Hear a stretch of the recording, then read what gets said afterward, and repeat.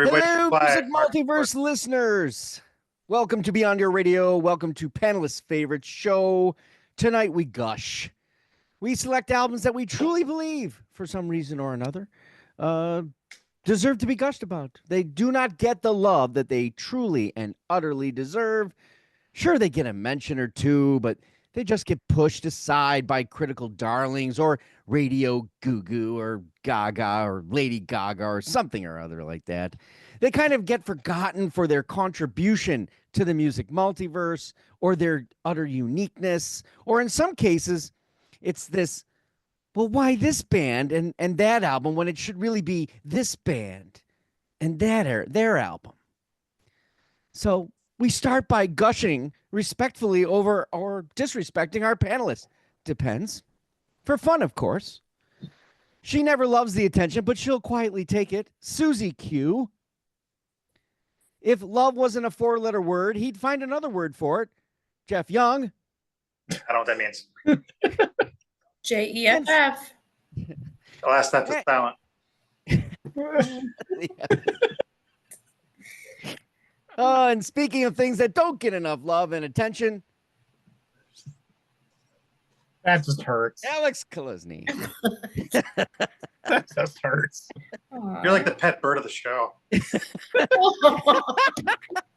Yes, ladies and gentlemen, if you hear a noise from Alex his room, it is not a dog, that is a bird. Okay, so we'll apologize now in advance just in case, but hopefully the tarp and the cyanide pill will kick in.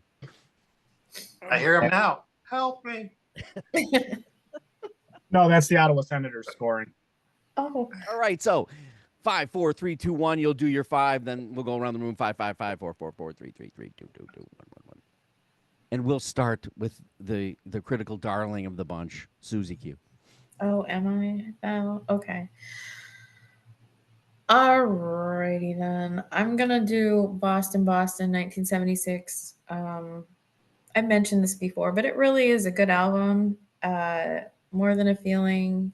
I don't know, Alex, if you know this band or this album or not, because you're so young and vibrant, but Peace of Mind. I don't know Boston. Come on. I don't know. All right, good. Don Henley's not in Boston, just saying. So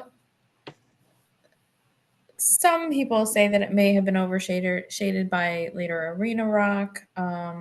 But I think every single song on this album is great. An interesting fact is that Tom Scholz recorded almost the entire album in his basement using homemade equipment. And the label thought it was done in a major studio and didn't find out about that until later, which is kind of cool. So anyway, I think it still hits today. I think they're still really good songs if you like classic rock. And I think whenever it comes on, I know nobody else even listens to the radio anymore, but I do in my car, and I don't change the dial or press the button or whatever it is people do, but I don't. Boston. The guitar lick that saved up there. hard rock. What's that? Definitely up there. I mean, All right.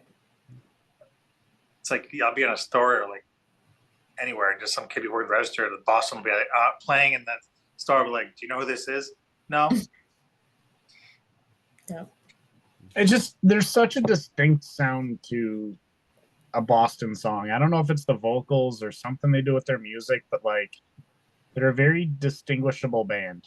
Anytime I've heard Boston, even if it's a track I don't know, I can usually say, hey, this sounds, oh yeah, it is. Okay, got it. Yeah. Everything they do has their own tone. The guitar, Yeah. the vocal, the I think they keyboard. put their heart into it. It's not commercial at all. It lands commercial, but it, you can just tell it's really authentic music, in my opinion. Good first choice. Let's see what Alex has as his number 5. So I went with a band I never quite understood why they never got very far. Couple that with an album that I thought was very well done by them. So I went with Rev Theory's 2008 album, Light It Up. Ooh. I thought this was top to bottom, even on the slower ballad side of songs from the metal genre, but overall, a very powerful delivery. I've gotten to see them play this live at least 3/4 of the album in person. Very, very well done album, and it just seems like they never got momentum after that. The only real thing they still have that holds them in some prominence is the fact that they are Randy Orton of the WWE's theme songs artists. Okay. That's kind That I of kept didn't them relevant. But yeah, they were such a great live presence. I know they did lose their lead guitarist at one point to religion.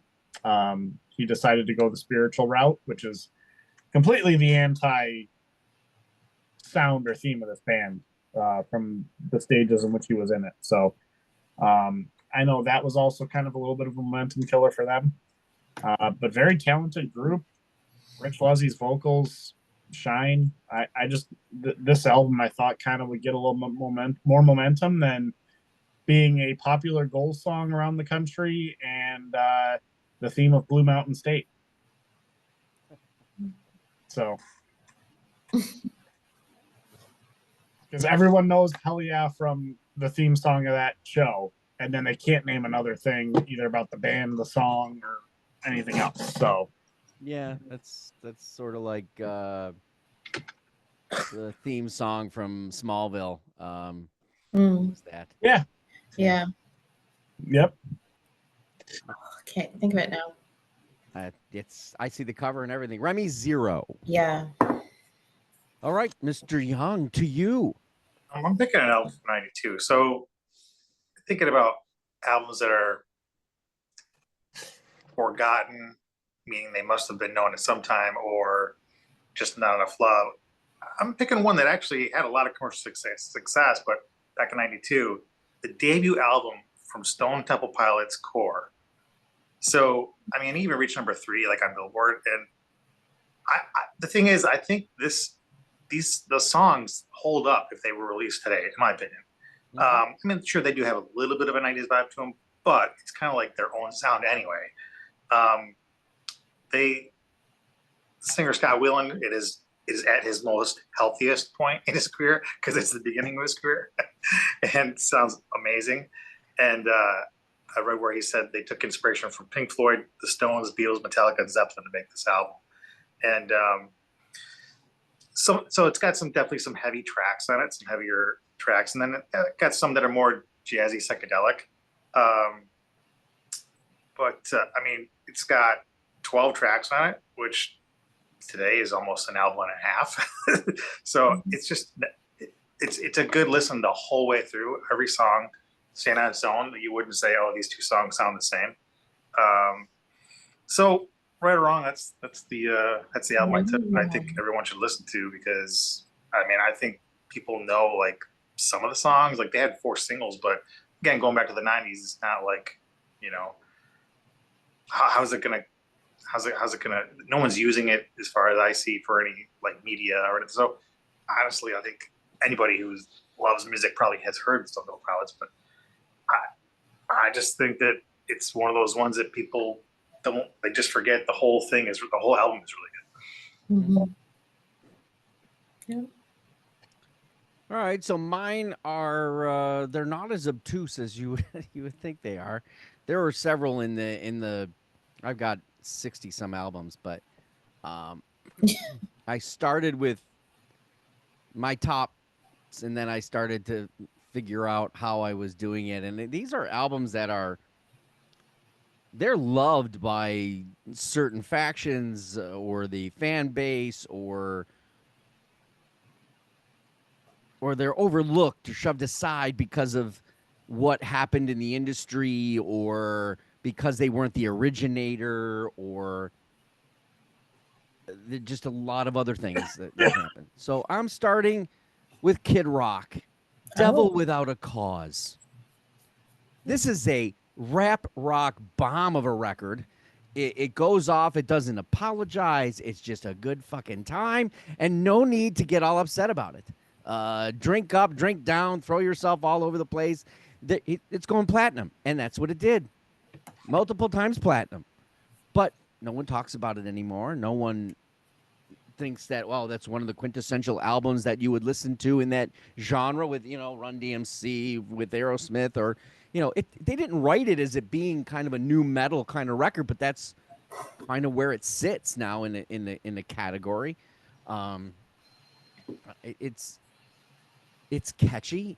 The minute you hear it, uh, you have to, you got to respect what was done and how it was done, and its production is fantastic. And from what I understand in live shows, that it's brought, and it's the full package, and it's my number 5. Back to Sue.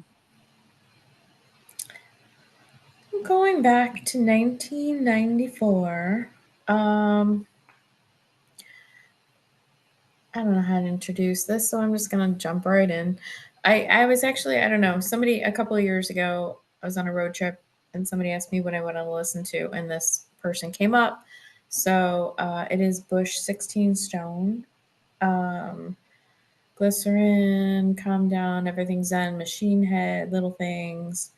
I don't know that I loved it during the time, actually, because there was such a smorgasbord of music going on, but it's one of those ones that you look back on and you're like, oh, that was really good. A lot of people might have deemed it like grunge light, and Gavin Rossdale is kind of, maybe he was more showy or he had one of those personalities. I don't know, but good singer, good music, I think, and again, I think it still holds up today if you're into that kind of sound. Yeah, it's really good. I remember the first time I heard it on the radio, they're like, "Oh, it's just talking about this new band," and when it came out at the time, it sounded different, even for all the grunge that was out, or all it just was its own thing. It just Yeah, it's got its own tone, for, like in the voice and the kind of the lazy guitars that pick up, towards the middle. They're really good. well, and I have a fact about this one too. Oh. So, and you can fact check me if you'd like, but it was recorded in a single take with no click track and no backing band. Just Gavin and his guitar, and yeah, and it went from there. So Wow, that's usually against the production rules. I may have just made that up or not. I think it'd be funnier if you did.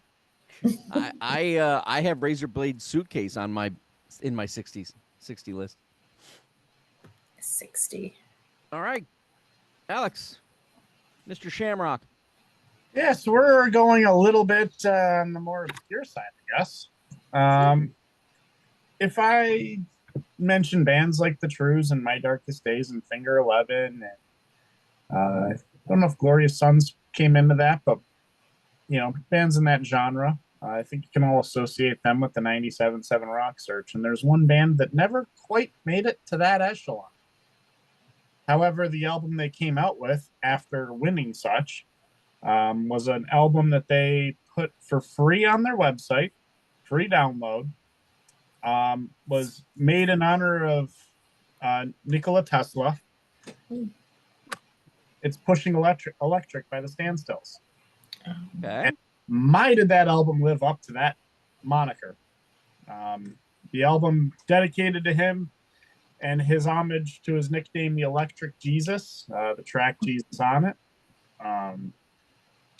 There's just some, I don't know if it's 2 for 2 on the Power albums, but the delivery on this has such an energy and a vibe that if I say the name Pushing Electric and you kind of get a metal rock sound in your head, this album is pretty much going to live up to what you're expecting it to be.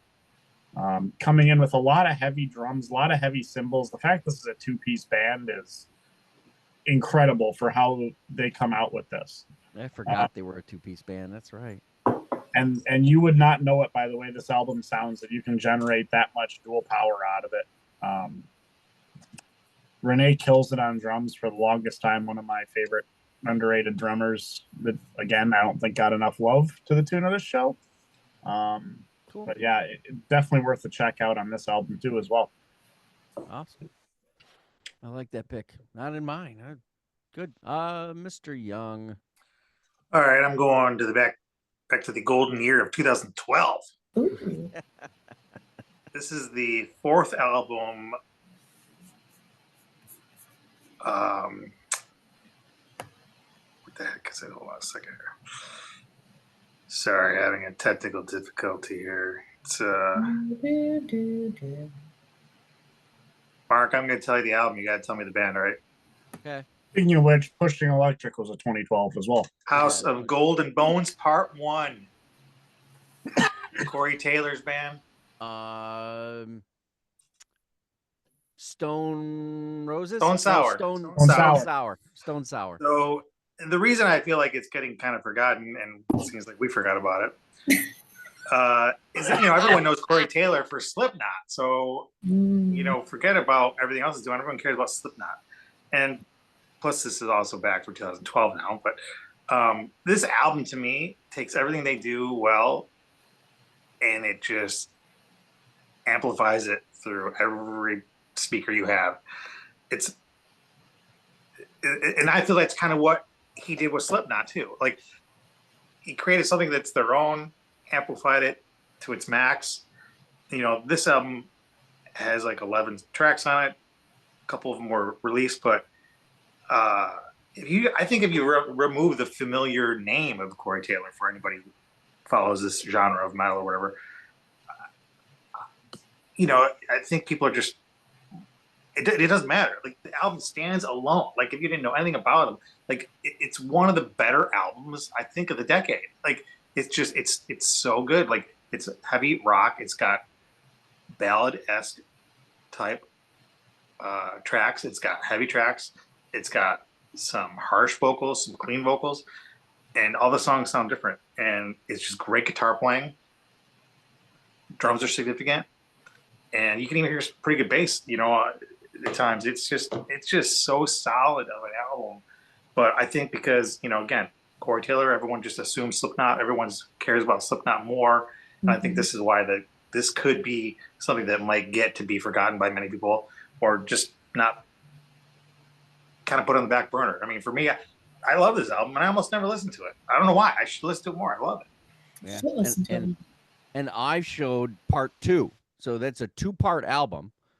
All right. And if you buy the actual album, you can assemble it into a house. Oh, I've heard of this. Really? Yeah. Mm-hmm. I have not tried to do it because I'm afraid I'll damage the, Then again, I don't put things together very well either. So and there's Sue. That's right. They should have made it a pop-up where he just does it by Yes, itself. Yeah, just- like a book. A hologram. No, Corey Taylor is one of the more versatile artists, though. Because even if you listen to some Slipknot catalog entirely too, they're not all the same, other than the vocals sounding similar. They get out of their, off the train track, so to speak, occasionally too.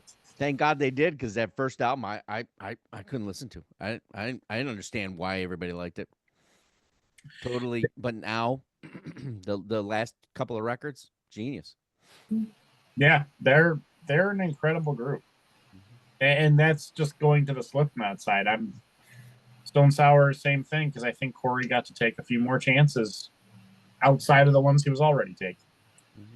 Yeah, I think when they take a tour bus, it's like a real bus because they had like 20 people in the band. It's a school bus. Yeah. Okay. Bridge Road Express. That'd be fun. A They're in a popular band motel out on wheels, if you will. I'd make that our shtick if I ever had a real band. You just take a yellow school bus.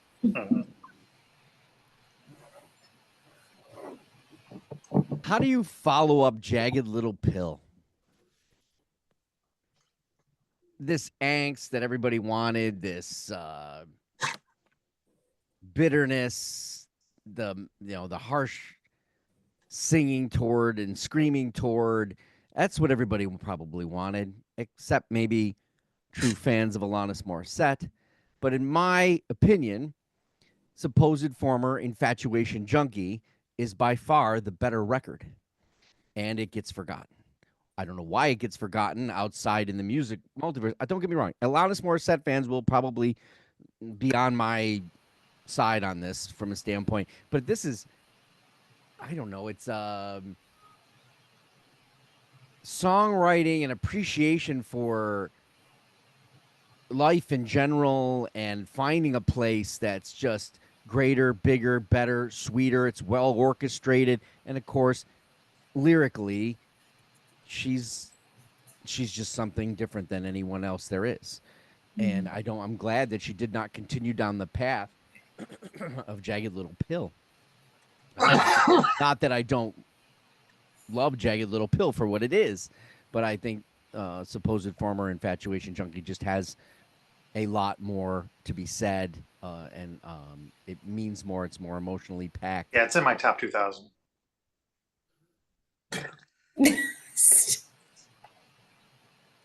But it gets forgotten, I think, and I think anything past that gets forgotten as well. But there's just, when you have such a record of that nature in the top selling records of all time, your follow up is usually a hard thing to do. My number 4. Back to Soup. It's a very good list from all of us. All right. So Everybody Wants to Rule the World, Shout, Head Over Heels, Mother's Talk, I Believe. Going way back now to 1985, Tears for Fears, Songs from the Big Chair. I don't think I ever realized what the album name was. Songs from the Big Chair. That might be why it gets forgotten. Everybody remembers the song. I didn't know it to forget it. Well, it almost seemed like, I mean, maybe too, because it was like back in the olden days, but it felt like they released songs every decade. Not that they all came off the same album, and yet they did. Mm-hmm. But yeah, so Tears for Fears, All You Youngins is a good album if you've never heard it. And if you're an old geezer, you should listen to it again.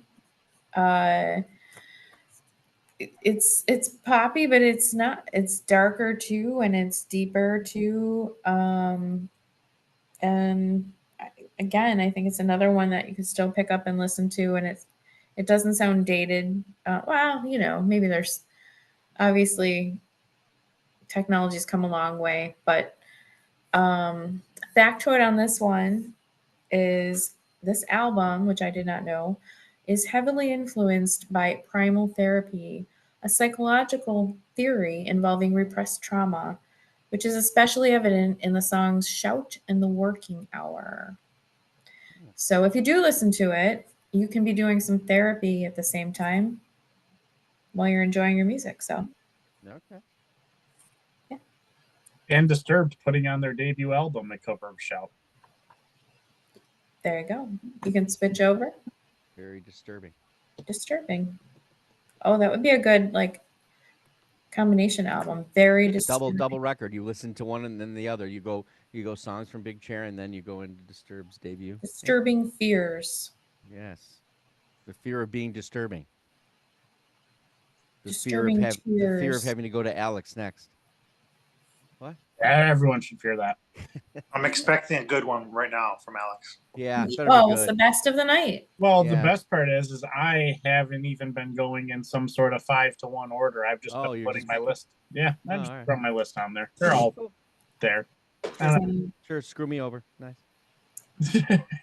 Find my number 3 album set in stone for eternity. For eternity. Kaleo's AB. I'll from the moment I tipped off to them, which was very late in the game, should be telling to the fact that now I'm surprised that other people haven't, because they follow suit with me. You may hear a song or two here and there on the radio. Most likely, Way Down We Go off this album. Maybe No Good.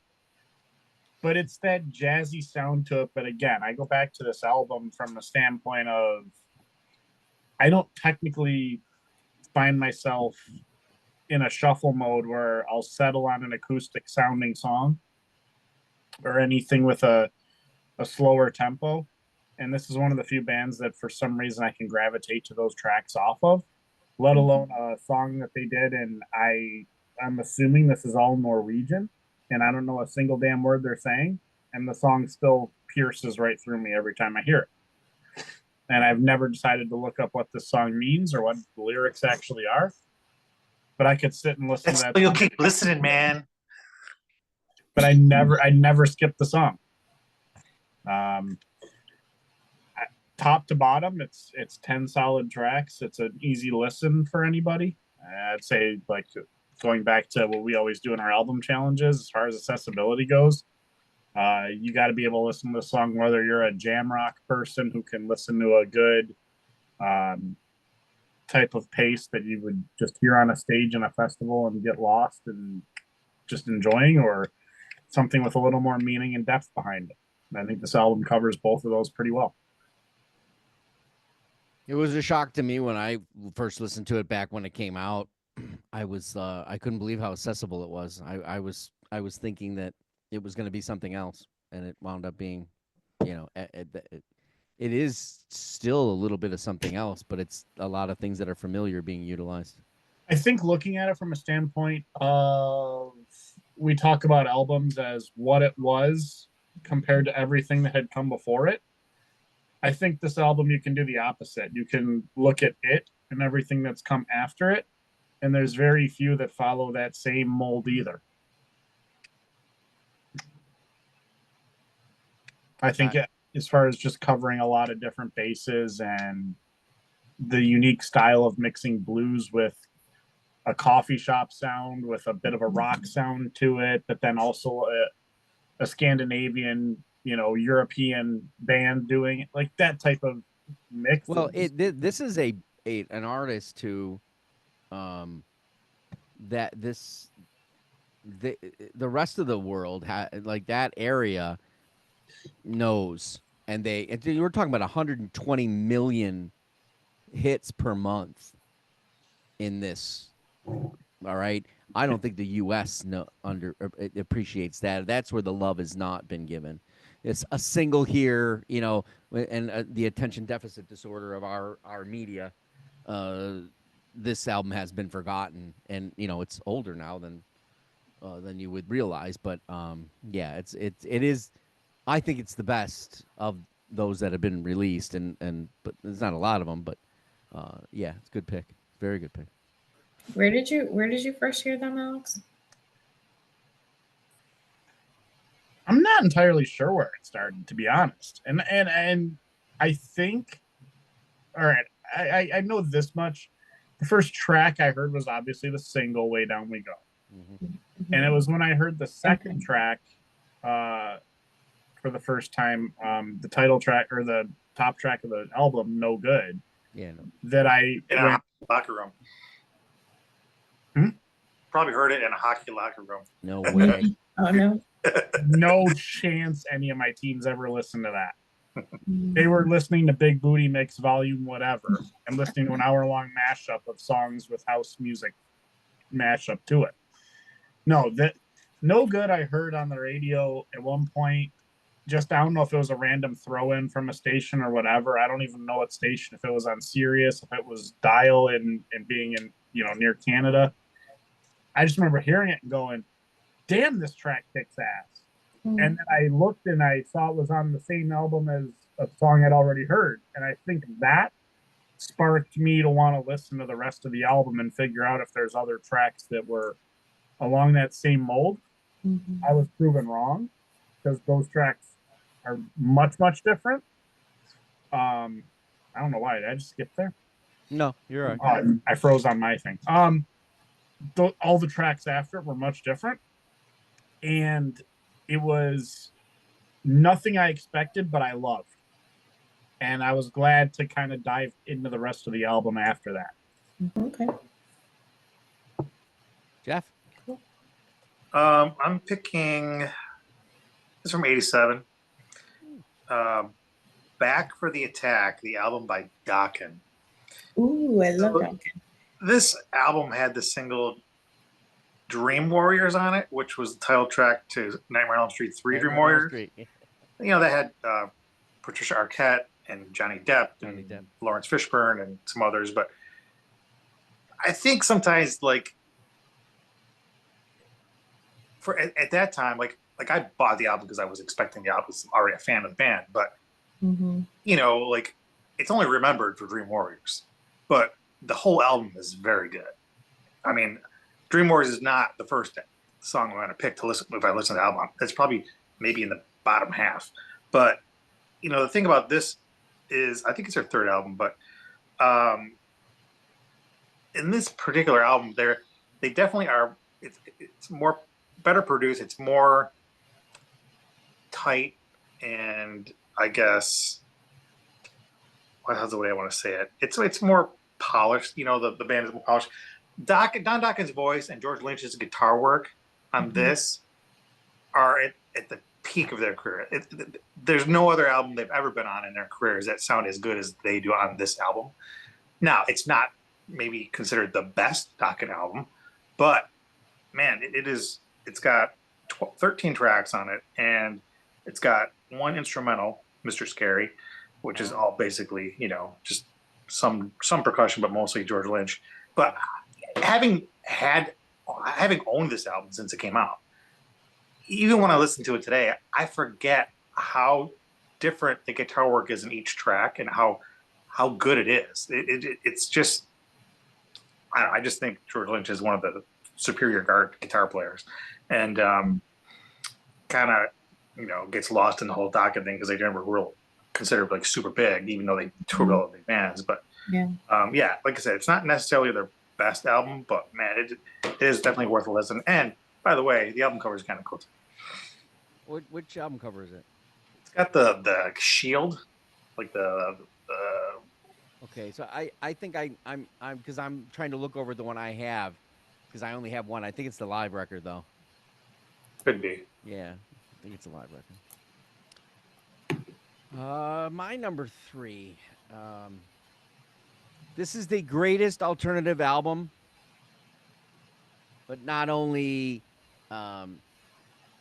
Okay, I'll allow Soundgarden's Super Unknown to be your number 1, if that's how you feel. But I will not allow you to put Nirvana's Nevermind there. No. Live's Throwing Copper is an absolute thrill ride of vocal superiority and songwriting along with groove. It's got rock. It's exasperating moments. It's got grandeur. It's got texture and emotional piss and vinegar. And then there's Lightning Crashes, which is not the best song on the album. I almost picked this out, Mark, and then I thought Mental Jewelry is actually even more forgotten. And I just got so confused I didn't pick either one. I have Mental Jewelry in mind, but I go back to this because this album came out at the same time as those albums, and it was very hard because Lightning Crashes became popular, and that album had been out for almost a year, I think, before it even grabbed hold of radio. So, you know, because Selling the Drama was the first song, and then Lightning Crashes maybe or one other before it. I didn't really look back, but I just remember that, you know, we saw them in concert under Mental Jewelry, and then we waited for the new album, and then we saw them again at the Icon, and it was a completely different experience. Yeah. And this album still today, I think, is one of the most underrated records probably of all time. Yeah, and they're playing the whole thing on tour right now, or they were. Yeah.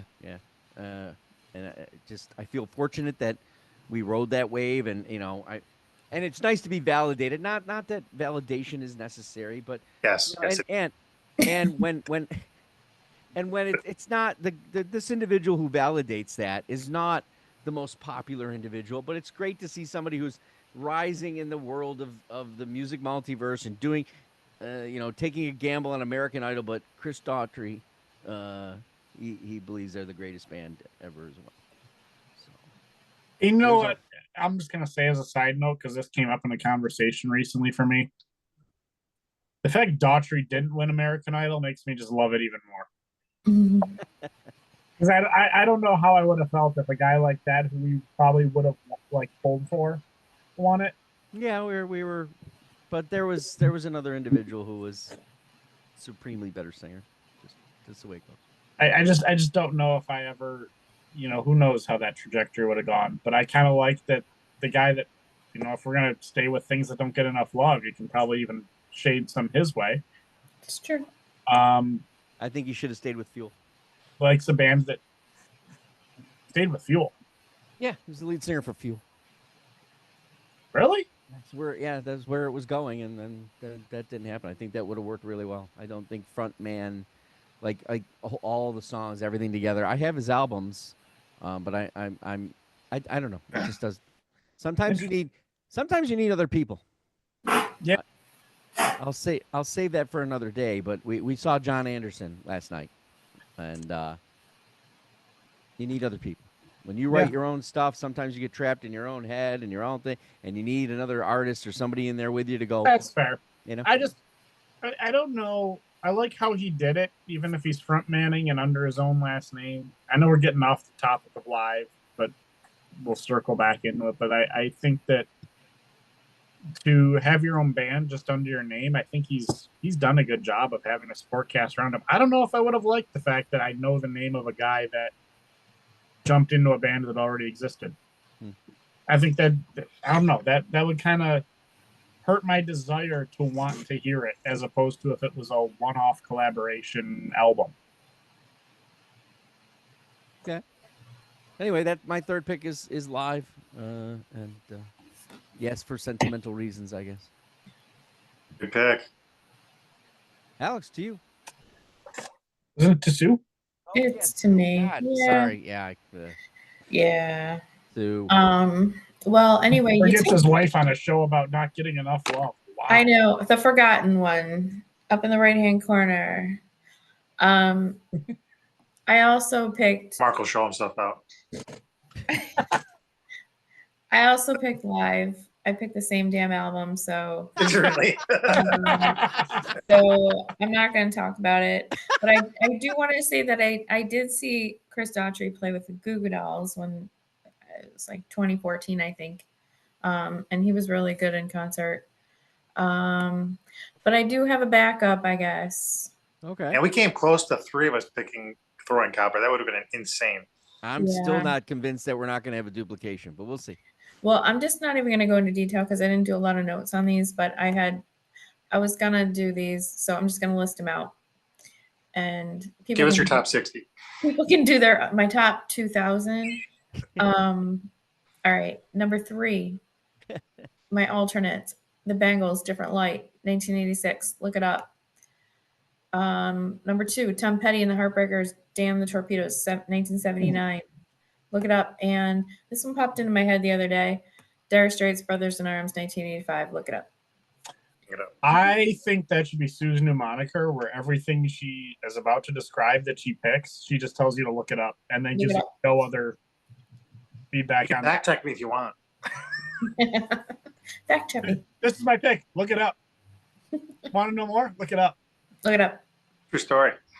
Well, I had a whole spiel, but somebody took my pick, so it's almost like you two should get married or something. Never. It's too good being married. Yeah. Alex, as I said, over to you. Well, you've heard me mention this album live, God knows how many times. But I'm going to throw it on the countryside because I really like my other pick. Maybe I will number these. But this one, I went with the Hicks tape produced by Hardy. Okay. I don't think it gets enough love because if you look at and I'll open this up to volume 1 or 2.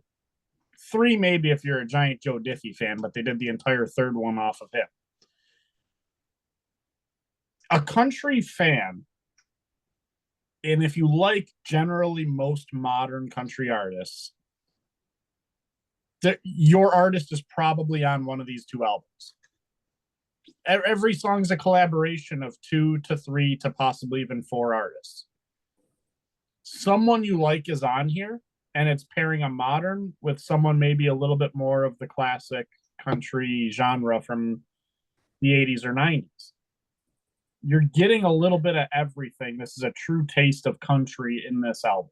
And I think it's fun because you get these artists pouring everything into one track, other than Hardy, who's on multiple, that it's getting a little bit more individual attention than giving an album attention. And they're trying to make their one track the best it can be to stand out amongst the rest. I think it is shocking to me that the way country has gone in the modern day, that this wouldn't be a gateway into someone going, man, that album was good because I liked like 4 or 5, 6 of the artists. And it really, none of the tracks on here, for the most part, get any sort of radio play. They really do not get a lot of mainstream attention on this album, yet everyone on this album is mainstream. I think what's even fun is this doesn't just limit to country. On volume 1, they had Zakk Wylde. On volume 2, they had Chris Shiflett of the Foo Fighters. Now you're starting to introduce other genres inside of it. So that was a really good mix of really a little bit of everything. And to see this not take off the way it has, or only have a, I don't know if you want to call it cult following for lack of better words, but someone like me who really pushes how much I like it, it does surprise me that this doesn't get more love around the listening ears in this genre specifically. Gateways and mixes and genres. That's coming up. More on that probably. Jeff. 1989, fourth album from the Cult, Sonic Temple. So this really is most remembered or known for one of their most popular songs, Firewoman, which again, I think that's one reason why things get forgotten is you forget you should listen to the whole album because it's more than that. And the other, I guess, lesser portion of people who know that would know the song Edie, which is more of a ballad, but yeah, it's interesting. This album is actually kind of a change for them too, because Billy Duffy, the guitarist, his approach to the guitars on this changed from the first 2 albums, or the first couple albums. He had said he had come full circle with the Les Paul guitar, and he decided he was going to go back to playing with slightly different equipment, and similar to like Mick Ralph's The Bad Company, Thin Lizzy, Jimmy Page, and Mick Ronson, who was the guitarist for David Bowie. This got 10 tracks on it. They're all excellent. And, it just, it was a successful album for them. I mean, it peaked, I think, at 10 on Billboard, but it's their highest chart position, actually. And this is their first album with Bob Rock as well. Bob Rock did a couple more albums with them. Let's see, he did Beyond Good and Evil, which is excellent. And he did Weapon and Hidden City. But yeah, this album, the guitar stands out. The guitar has their own sound. The Cult has their own sound, vocally and guitar wise. So I just don't forget about it. What can I say? Don't forget it. They're a band that sort of gets into that mix of forgotten. I was just about to say the same thing. I'm like, you could have just stopped at the album and just said the band. Well, I mean, they're older now too. I mean, they don't do much anymore, and it's the Cult is on my list, not too far back, but mine is the self-titled, which one band I am happy to say I saw in the 90s. All right. They played Lockport. Yeah, that's where I saw them. Yeah.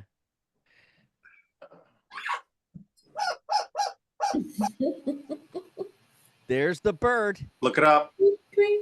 Look it up. Yes. I still hold this as one solitary, perfect recording, but not only in song to song in the order, but in the anthem, the truest and rarest of vocals, and the total passion required to write such a thing, to deliver it in such a way. Uh, unfortunately, a certain country might hold it in the revelry that I do, but unfortunately, the only U.S. attention is a really, really shitty cover by Rascal Flatts. Oh. This is Tom Cochran's Mad Mad World. Yes, Life is a Highway, and their version sucks. All right? Listen to the original. Rascal Flatts should have been run over by the Life in the Highway. I don't know why. I would, if I was Tom Cochran, I said, "Get no, no, no. I don't care how much you pay me. No, no, no." There's beautiful songs all over this record, heartfelt drama, addiction pieces, and it ends fantastically on All the King's Men, which is tremendous. He is an icon of Canada. He's not forgotten in Canada, but when they talk about the greatest artist of all times, his name gets it slides down, and it shouldn't. He is a true country Canadian man as to how he's the real deal. And there's no vocal modulation. There's nothing, and he's just gonna belt it out. Yes, Tom Cochran and Red Rider, classic rocks, kind of progressive in certain natures, but the storytelling, the inflection, everything else. Mad Mad World came out in the exact same time as Brian Adams' Waking Up the Neighbors, who is also Canadian, and he had to compete with that as well, because Everything I Do for You was like, radio madness. Robin Hood. So there was just a lot going on in that era and that time, and this album gets forgotten, and it is gorgeous. It is a good album. So And to someone who likes country, I'm with you on the Rascal Flatts thing. And I'm seconded by the bird dog. Bird. We like the bird. That makes one of us. The bird stays. Sue, you're number one. All right. Number one, I went with In Excess Kick, 1987. I don't know if it's forgotten or not. I almost picked that one too. Right? I mean, Gen X, but it is. I don't know if it's forgotten or not. As I was sitting here, I'm thinking maybe that was too shallow. But anyway, Look it up. Look it up. It's a good album. Need You to, every song on it is good. New Sensation, Devil Inside, Never Tear Us Apart, Mystify. It's just too Alex bad is going that to kill the bird. Alex went to kill a bird. So interesting factoid though. Atlantic Records initially did not particularly enjoy the album and offered the band a buyout, not to release it in the United States, and the band refused, and it went on to sell millions and millions and millions of copies. So that seems weird. It is weird. There must have been something shady, something going on that we'll never know about. But yeah, awesome album, awesome band. Yeah, I would say that idea of forgotten is the like how some of this was developed. They were not that kind of band when they started. Mm-hmm. They were a poppier kind of. Yeah, I did not like them initially, to be honest. Their song, their whole status grew, their whole way they put music together, and they found a sound. They found a sound. Yep, I hear that sound, but that's not on that record. But Alex, you're gonna join us now. You keep. How's the bird? I just gave it like 8 peanuts, so hopefully it shuts up for the entire time I need to talk. Nice. Well, I don't know. You might want to give it a filet mignon. I'd like to give it death. No, we love birds on this show. One person loves birds on this show. I like Birds of Tokyo. I like. Never. Well, if bird's the word, we need less words. Michael Jackson's Thriller. No. Scream. Mm-hmm. It. An American Werewolf in London. Yeah. Silent Night, Deadly Night, Edward Scissorhands, Uh-huh. The Devil's Rejects, Mhm. The Shining, Jaws, The Crow, Saw, Texas Chainsaw Massacre. Anybody? Halloween, Friday the 13th, Nightmare on Elm Street. Does anyone know what I'm getting at? No. Um. John Carpenter. All right. Well, Horror. we're going to go with the follow up album to a concept of songs written after novels to a concept album of songs written after horror movies. Going with Ice Nine Kills, The Silver Screen. Oh. Oh, don't know them. Or not them, but I don't know that record. I don't. Every single song on the album is concepted after a cinematic inspiration of a horror film. Oh, that's neat. Okay. Currently opening for Metallica, who I will see in 2 months. Oh, that's right. So Yes. I gotta got get on that. I got a lot of enjoyment out of this album from the standpoint of trying to associate the lyrics and the sound of a very hard metal song to a horror film. Mm-hmm. Okay. And there's a lot of songs to this that I've liked. Obviously, some of the names are out there, like Stabbing in the Dark is associated to Halloween. Okay. Thank God It's Friday being the Friday the 13th. You know, little things that you can associate in there that are fun. But and when I brought up Michael Jackson's Thriller, it's because they did a Thriller cover on the bonus tracks. Oh. So this one's just an overall fun concept album in an era that lacks concept albums. Yeah. Especially ones that have gone mainstream. And I really think they do a great job of just trying to think outside the box. Clearly, it's a pattern to their repertoire where they were doing it after novels beforehand. See if I can find what the what's the? I mean, is this where you start with this band if you've never listened to something besides a single, maybe? Yeah, I'd say. Okay, because I don't think I have an album. I know that they're on other soundtracks.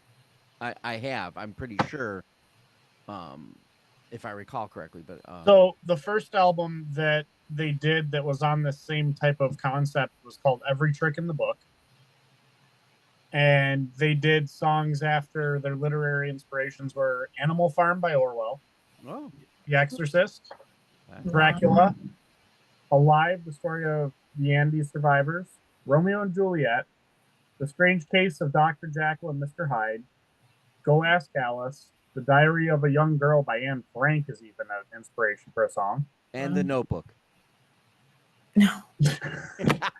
Carrie by Stephen King, and Test of the D'Urbervilles.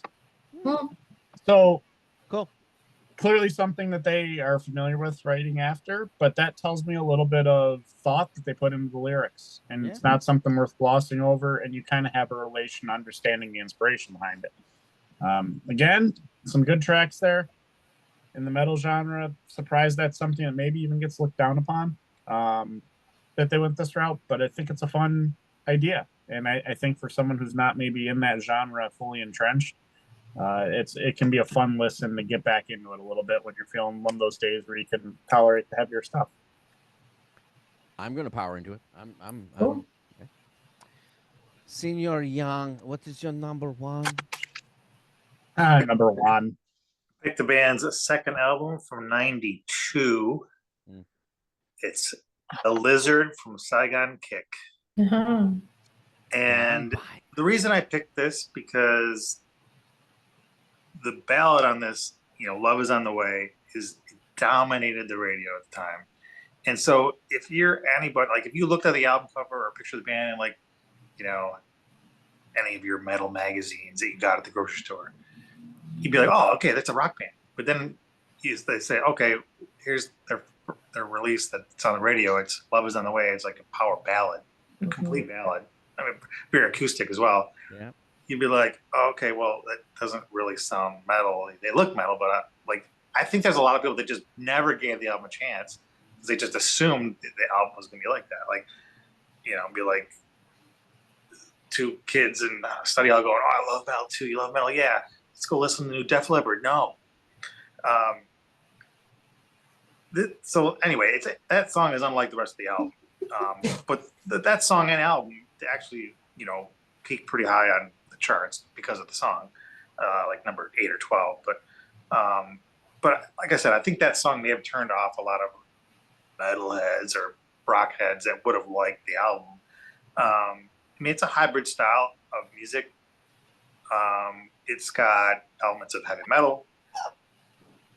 I don't want to say Beatles, but that type of harmony, and alternative hard rock elements, good arrangements and guitar playing, really good guitar playing, catchy, some very heavy, some melodic. But it's just it's worth listening to. I mean, if you're expecting a ballad for all the other songs, you're not going to get that. I mean, you can tell even by the way they sing, and some of them you have a sense of humor, but it's just straight ahead good rock, man. Jason Byler is not forgotten. Jason Byler lives on in the Jason Byler and the Baron von Belsky Orchestra. If you want to go further on, his new album this year, The Science. Come on. Bad, Mark. Bad. Scientologist? No. Shoot. The Escapist? The Escapologist. Yes.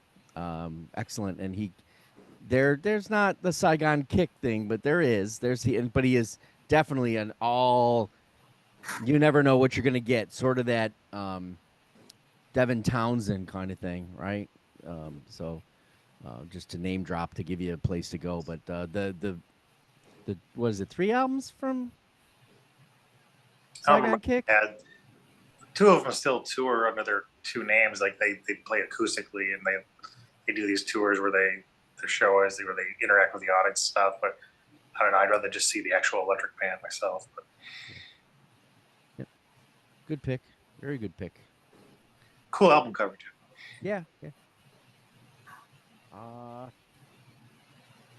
So this band, the minute you heard them, you were like, "What is that?" It had way too much personality for some, but their sound was melding of all kinds of genres, from hip hop to metal to glorious pop, and they had a funk groove. The lead singer, his voice is bombastic and packed to drive home and hang a lyric. And an underrated guitarist that could groove and shred and solo. And this was quintessential to the industry. It was, when you look back on it, it might have been more important than Nevermind by Nirvana at the time that came out. It might have been more important because it brought a melding of cultures and musical tastes together. You've got artists combining with this brand new band in a debut setting. Well, not quite a debut setting, but Mick Jagger's on the record, and some other. I don't know why I can't think of the others at the moment. But this is Living Color, Vivid. I knew it. Man, I almost picked that one too. And and you could put that on today and go and know exactly where it is, exactly where it's at, and why, and they could play that in the club today, and people would be on it. They could be live somewhere, people would go. And the follow-up record kind of hits the more metal side and steps a little bit further away with Stained. That was a magnificent record. What year's that album? I want to say it's because I saw them last year. They still sound amazing. Yeah, you did see them last year. It was like around 89 because I remember listening to it for the first time. By the way, another fun fact, because we're going to bring up wrestling for a second time on this show. They just played at WrestleMania this year. It's 88, yeah. May 2nd of 88. Wow. CM Punk had them play Cult of Personality for him on his way out to the ring. Oh. Actually, that was a debut. I forgot it was. They had like EPs or things beforehand, so that's technically the debut. And who were the other people that were on it? Mick Jagger, Chuck D, Flavor Flav. Flavor Flav. Yeah, Corey Glover. Vernon Reed. You can't. What a band! And not that they're forgotten. There are people like us that know, but if I would suggest, and if somebody said to me, what bands in the '80s? Well, I'm certainly not going to Johnny Hates Jazz, and that kind of crap. I'm going to tell you, you go to Living Color. Well, again, it's not. You don't even know Johnny Hates Jazz. I don't know. It's not necessarily about forgotten. Sue, Johnny Hates Jazz. What song? Look it up. Shattered Dreams. Shattered Dreams. It's a good song. What's wrong with that? That's an '80s thing. You can't play that now. You're just like, oh God, that's dated. That's what I don't like about the '80s. It sounds like the '80s. The '90s could be played now and not. I don't. I mean, feel like '90s sounds like '90s for what it's worth. Like, does they it? have their Yeah. sound. Maybe it's a prejudice I have. It is. Look Yes. it up. The 80s was good music. Got a catchphrase now. Damn it. God, I want to eliminate the 80s. No, there's things about the '80s. It's hey, you know what you got to do. You have not joined us yet. Album War, Monday, to record. You should join. Which one is this one? 1985 album.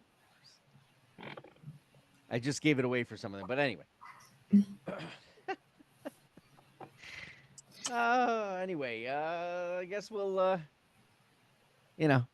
I'll thank the panelists for doing this tonight. What were your albums that, don't get enough love? Give us your list. Make a few comments on these albums. Any surprises for you? Maybe you disagree. Don't keep it to yourself. Let it out. Put it on the page. And if you haven't subscribed yet, show us some love, support. And if you already are, well, you, as Sue has told you, you already looked it up. Okay. We're on the web at beyondyourradio.com, Facebook, Twitter, Instagram, of course. Articles, videos, podcasts is a couple days away. All about bands, artists, albums, anything we can get our hands on. Go Beyond Your Radio with us, a real music appreciation channel. Check out tomorrow's album review Saturday. I know. Yeah, I'm going to be alone, and it's not going to be the same, but tune in anyway. There's 7 albums on the list. Wow. And since I don't have my Saturday partner, I'm taking some liberties because there might be stuff that she probably wouldn't have listened to and pulled her hair out and her eyes out, but she'll be back. Thanks for watching. Happy listening. See ya. Look it up. Look it up.